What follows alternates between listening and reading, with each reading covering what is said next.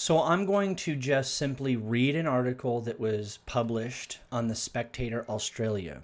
I'm not going to make any comments. What's in the shots? Graphene oxide, nanobots, question mark. Okay, this was November 5th. So this was what, Saturday? What is in the Pfizer vaccines? Recently, Dr. David Nixon, a Brisbane GP, decided to find out, putting droplets of vaccine in the blood of vaccinated patients under a dark field microscope. That's a more radical decision than it might sound, according to Sasha Latypova, a scientist with 25 years of experience in clinical trials for pharmaceutical companies. The contract between Pfizer and the U.S. government prohibits independent researchers from studying the vaccines. They claim it would divert these precious resources away from their intended use, fulfilling an urgent need. Is that true in Australia? Who knows? All the Commonwealth Department of Health has said about its contract with Pfizer is that it is commercial in confidence. The Therapeutic Goods Administration performs tests on all COVID vaccines for composition and strength, purity and integrity, identity and endotoxins, but it provides scant details other than the batch numbers tested and when they passed. Spoiler alert, they did.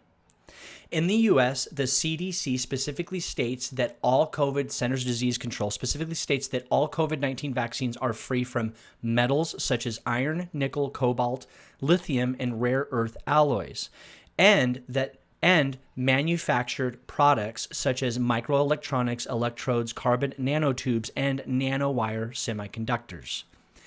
Notably, this list does not include graphene oxide, which has been widely investigated for biomedical applications. Some researchers sing its praises, its ultra-high drug loading efficiency due to the wide surface area, its exceptional chemical and mechanical constancy, sublime conductivity, and excellent biocompatibility. But there's a catch. The toxic effect of graphene oxide on living cells and organs is a limiting factor on its use in the medicine. So is there graphene oxide in the Pfizer shots? What Nixon found and filmed is bizarre to say the least. Inside a drop of vaccine are strange mechanical structures. They seem motionless at first, but when Nixon used time-lapse photography to condense 48 hours of footage into 2 minutes, it showed what appear to be mechanical arms assembling and disassembling glowing rectangular structures that look like circuitry and microchips. These are not manufactured products, in the CDC's words, because they construct and deconstruct themselves. But the formation of the crystals seems to be simulated by electromagnetic radiation and stops when the slide with the vaccine is shielded by a Faraday bag. Nixon's findings are similar to those teams in New Zealand, Germany, Spain, and South Korea. An Italian group led by Riccardo Benze Kepele analyzed the blood of over 1,000 people 1 month after they were vaccinated, who had been referred for tests because they had experienced side effects. They ranged in age from 15 to 85 and had been between 1 and 3 doses, and it had between 1 and 3 doses.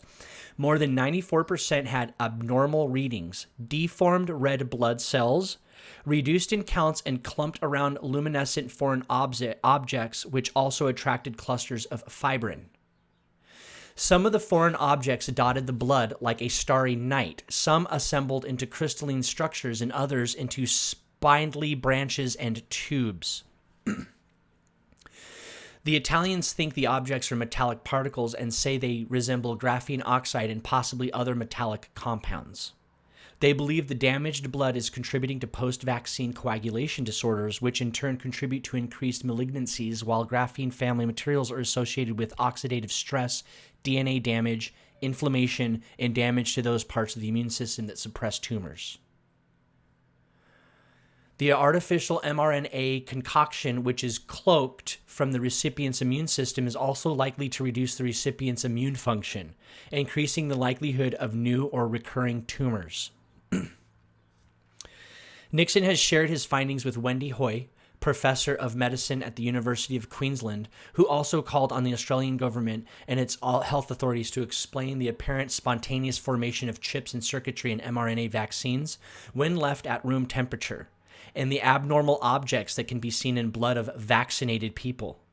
Hoy thinks that these are undoubtedly contributing to poor oxygen delivery to tissues and clotting events, including heart attacks and strokes, and asks why there is no systematic autopsy investigation of deaths to investigate the role of vaccine in Australia's dramatic rise in mortality. According to the latest data from the Australian Bureau of Statistics, excess mortality was over 17% in July. It is similarly elevated in other highly vaccinated populations. In Germany, excess mortality in people over 60 increased by 174% between 20th of September in 2021, when 85% of people over 60 were fully vaccinated, and October 2022. In the UK, there have been more excess deaths in the last 3 months than at any time during the pandemic, or indeed since 2010. In the most recent week, excess mortality in England was 16%. In the U.S., excess mortality in people aged 25 to 44, in those aged 75 to 84, is 18%, and it is 15% in those aged 65 to 74. The situation all the more alarming. The situation is all the more alarming because there should be fewer deaths now, since so many people died earlier in the pandemic. There has also been a dramatic rise in people with disabilities. As for COVID, in Australia, vaccine efficacy appears to be negative, judging by the statistics in SWA, which are far more perfect but the best in Australia. They show that 88% of people who died were vaccinated, even though they made up only 85.5% of the population. They also showed that the unvaccinated made up only 0.15% of people in hospital with COVID and only 1.1% of people in ICU. Why is this? Almost certainly because the unvaccinated who die of COVID and SWR are frail and elderly with multiple comorbidities, living in aged care or palliative care or at home, and don't go to hospital. Why weren't they vaccinated? Probably because they or their doctors feared it would kill them. The question is, how many others is it killing too, until health authorities tell us what's in the shots? We don't know.